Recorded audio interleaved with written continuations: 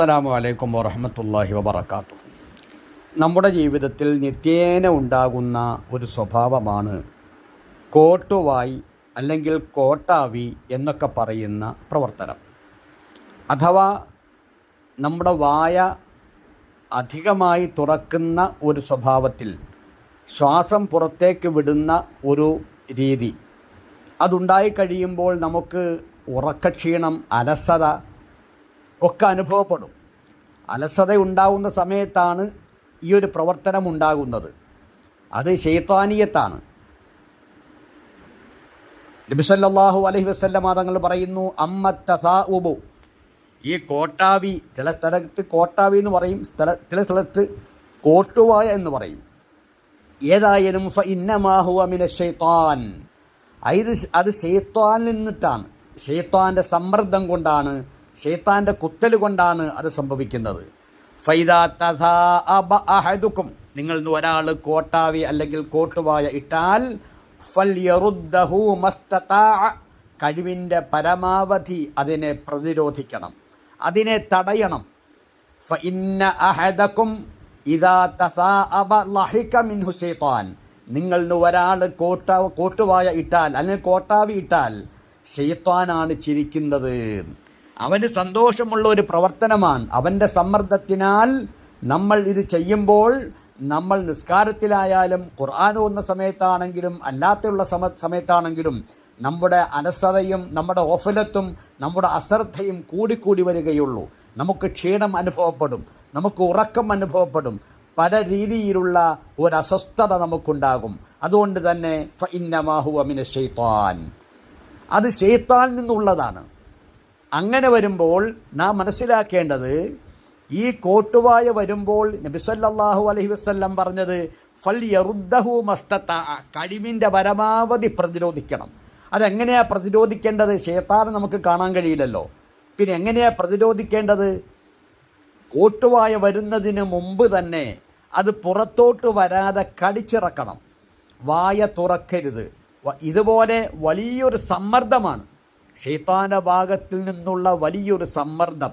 ആ സമ്മർദ്ദത്തിന് വഴങ്ങി വായ തുറന്നു പോകരുത്. തുറന്നു പോയാൽ അത് വല്ലാത്തൊരു തുറക്കലായി മാറും. അതുകൊണ്ട് തന്നെ കടിച്ചിറക്കണം. കടിച്ചിറക്കിയിട്ടും അത് നമുക്ക് ശ്വാസം പുറത്തോട്ട് വിടേണ്ട ഒരവസ്ഥയാണ് എങ്കിൽ ഇടത് കൈയിൻ്റെ പുറംഭാഗം കൊണ്ട് വായ അമർത്തണം.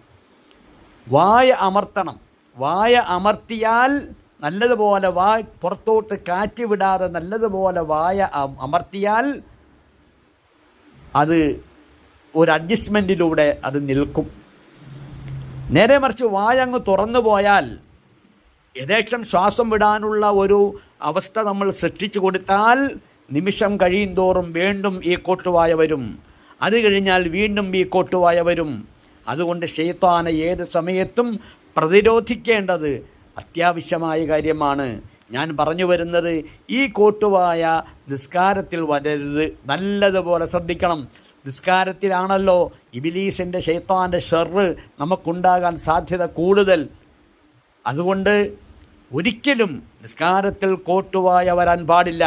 അതുകൊണ്ട് തന്നെയാണ് നബി സല്ലല്ലാഹു അലൈഹി വസല്ലം പറഞ്ഞത്, ഫുഖഹാക്കളൊക്കെ പറഞ്ഞത്, നിസ്കരിക്കാൻ നിൽക്കുമ്പോൾ നല്ല ഉന്മേഷവാനാവണം. ഒരു നിലയ്ക്കുമുള്ള മടിയോ തളർച്ചയോ ക്ഷീണമോ അതൊക്കെ ഒന്ന് മാറ്റിവെച്ച് ഉത്സാഹത്തോടെ, സന്തോഷത്തോടെ, ഉന്മേഷത്തോടെ വേണം നിസ്കാരം തുടങ്ങാൻ. അങ്ങനെ തുടങ്ങിയാൽ ഒരിക്കലും ശൈത്താൻ നമ്മുടെ അടുക്കിലേക്ക് വരില്ല. ശൈത്താൻ വരാതിരിക്കാനുള്ള 2-3 ട്രിപ്പുണ്ട്. ഇൻഷാ അല്ലാഹ് നമുക്ക് മറ്റൊരു വീഡിയോയിൽ പറയാം. ഏതായാലും പല ആൾക്കാരും ചെയ്യുന്ന ഒരു സ്വഭാവം പറയാൻ വേണ്ടിയാണ് ഞാൻ ഈ വീഡിയോ ചെയ്യുന്നത്. അഥവാ ഈ കോട്ടുവായ വരുമ്പോൾ കയ്യിൻ്റെ പള്ളഭാഗത്തെ വിരലിൻ്റെ ഭാഗം കൊണ്ട് ഇങ്ങനെ പല പ്രാവശ്യം ഹാ ഹാ ഹാ എന്നിങ്ങനെ അടിക്കുന്നത് കാണാം. ഇത് ശീലിച്ച ഒരാളെ സംബന്ധിച്ചിടത്തോളം നിസ്കാരത്തിലും അങ്ങനെ ചെയ്യും. നിസ്കാരത്തിൽ അങ്ങനെ ചെയ്താൽ നിസ്കാരം ബാത്തിലാവും. 2 ചലനം കഴിഞ്ഞ് 3ാമത്തെ ചലനം, നിസ്കാരത്തിലുള്ള ചലനമല്ലാത്തൊരു ചലനം വന്നു പോയാൽ നിസ്കാരം ബാത്തിലാകുമെന്ന് നമുക്കെല്ലാവർക്കും അറിയാം.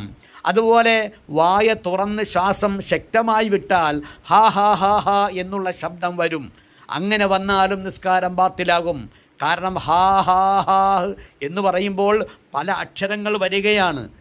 അതിന് ചിലപ്പോൾ ഒരു പക്ഷേ അർത്ഥത്തിൻ്റെ തലങ്ങളിലേക്ക് എത്താൻ സാധ്യതയുണ്ട്. അർത്ഥമുള്ള ഒരക്ഷരമോ അർത്ഥമില്ലാത്ത രണ്ടക്ഷരമോ വന്നാൽ നിസ്കാരം ബാത്തിലാകുമെന്നും നമുക്കറിയാം. അതുകൊണ്ട് ഹാഹ് എന്ന് പറയുമ്പോൾ രണ്ടക്ഷരമാണ് അവിടെ ഉള്ളത്.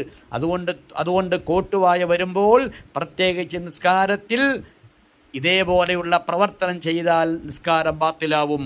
അത് നല്ലതുപോലെ ഓരോരുത്തരും ശ്രദ്ധിക്കണം. അല്ലാഹു തആല നമ്മുടെ ആരാധനകളും ഇബാദത്തുകളും സ്വീകരിക്കുമാറാവട്ടെ.